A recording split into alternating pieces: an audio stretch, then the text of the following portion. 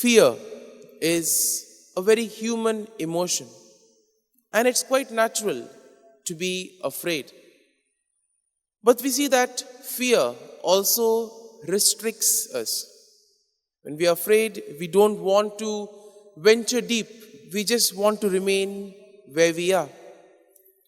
And therefore today's first reading from the Acts of the Apostles in a way communicates this same aspect about faith.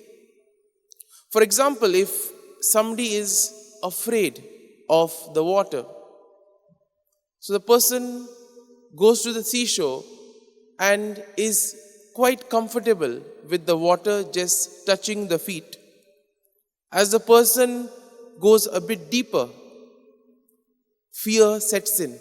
The person gets uneasy. And then as you go in the deep water, the person then gets scared.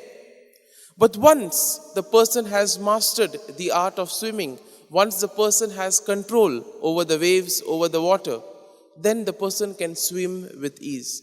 My dear friends, this same analogy can also be applied to our faith. At the shallow level, we are quite comfortable. When troubles, tribulations come in, there is the real test. And therefore St. Paul is telling the people of Ephesus, good, you have faith, you're doing things well, but still you have not received the Holy Spirit. Because it is the Holy Spirit who will give you the power, who will give you the gifts to do certain things which are essential for the kingdom of heaven.